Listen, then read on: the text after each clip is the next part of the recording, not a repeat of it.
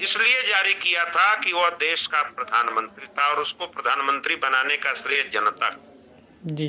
राजतंत्र में कानून राजा बनाता है, लोकतंत्र में कानून संसद बनाती है, और संसद में जो लोग बैठते हैं, जो सांसद विधायक, उनको जनता द्वारा चुनकर भेजा जाता है।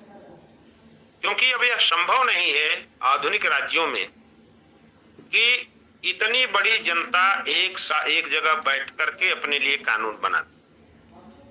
इसीलिए 5 से 7 लाख लोगों पर एक विधायक चुना जाता है और 15 से 20 लाख लोगों पर, जनता पर, वोटर पर एक सांसद चुना जाता है।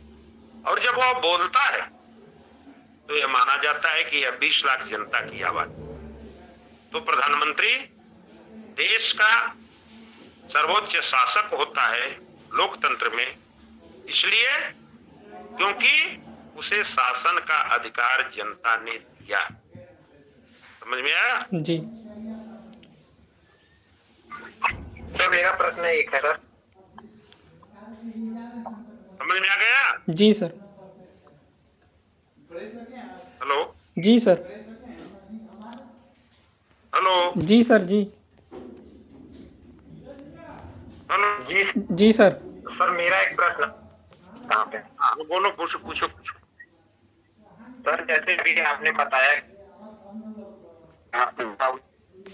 तो लेकर के बताया, तो अभी जो सर ये खाड़ी देशों का जो युद्ध चल रहा है सर, इसमें अमेरिका का बयान आया था कि जो ये विवाद चल रहा है इसमें भारत रूस से जो तेल लेगा उस पे अमेरिका टैरिफ नहीं लगाएगा।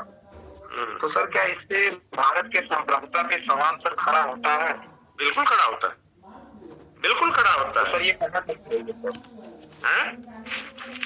तो सर ये जब संप्रभुता पे जब सवाल खड़ा हो रहा है भारत के, सर ये कहाँ तक सही है? बिल्कुल सही है, क्योंकि देखो संप्रभुता का मतलब होता है सर्वोच्च शक्ति। और संप्रभुता बेटा 2 तरह की होती है, आंतरिक संप्रभुता और बाह्य संप्रभुता। जी सर। आंतरिक जी सर। संप्रभुता का मतलब कि देश की जो सरकार हो वह देश के अंदर किस तरह से शासन करेगी यह वो खुद तय। कश्मीर से कन्याकुमारी और कच्छ से कामरूप तक भारत का जहां तक भूखंड है, जहां तक तिरंगा लहरा रहा है, वहां तक की विधि व्यवस्था का निर्माण, उसका नियमन, उसका प्रबंधन, उसे सुचारू रूप से चलाने का दायित्व गवर्नमेंट ऑफ इंडिया को, भारत सरकार। देश के अंदर कोई भी व्यक्ति या व्यक्ति समूह ऐसा नहीं है जिसके आदेश के पालन हेतु भारत सरकार बाध्य है, या हर देश की सरकार। यह आंतरिक संप्रभुता है। बाहरी संप्रभुता का मतलब, मैं भारत के बारे में उदाहरण दे रहा हूं कि भारत किस देश के साथ मित्रता रखेगा, किस देश के साथ युद्ध करेगा, किसके साथ हम व्यापार करेंगे, किससे हम व्यापार नहीं करेंगे, यह तय करने का अधिकार भारत सरकार है। और अगर ट्रंप या दुनिया का कोई अन्य देश किसी दूसरे देश को नियंत्रित या निर्देशित कर रहा है और उसके आधार पर वहां की सरकार चल रही है, तो इसका मतलब कि वह एक नकारा सरकार है, वह एक फेल्योर सरकार है और उसने अपनी सर्वोच्च शक्ति को गिरवी रख दिया। जी सर। इसलिए ट्रंप द्वारा निर्देशन के आधार पर अगर भारत सरकार आगे बढ़ती है, देखो कहने के लिए आदमी कुछ भी कर सकता है। कोई कह दे कि आयुष चोर है, जी सर। कहने से तो कुछ नहीं हो सकता। अगर ट्रंप केवल बयान दे रहे लेकिन भारत सरकार अगर उसको फॉलो नहीं कर रही तब तो कोई दिक्कत नहीं है।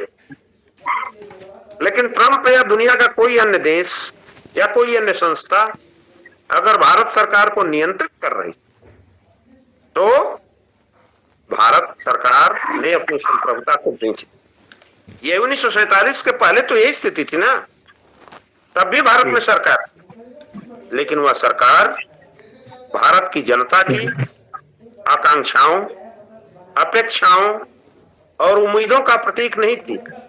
उस सरकार का संचालन हजारों किलोमीटर दूर बैठे या स्थापित ब्रिटिश संसद या ब्रिटिश सरकार से नियंत्रित होती थी। तो आज भी अगर वही स्थिति आती है, then you are not sovereign. आपकी सॉवरेनिटी पर एक बहुत बड़ा सवाल है। अब सवाल यह उठता है कि किसी बाहरी शक्ति के बयान देने मात्र से ही हमारी संप्रभुता खत्म नहीं होती। संप्रभुता हमारी तब खत्म होती है जब विदेशी सरकार या विदेशी संस्थाओं के आधार पर हम चलते, उसको हम फॉलो करते। जी सर। समझ में आया? जी सर, ठीक। और कोई प्रश्न? नहीं सर। तो ठीक है, हम लोग लीव करें, फिर कल भेंट होगी वहीं। जी सर, क्लास में। कर्तव्य पथ पर कल मुलाकात होगी। जी सर। ठीक, तो ठीक है सर, प्रणाम।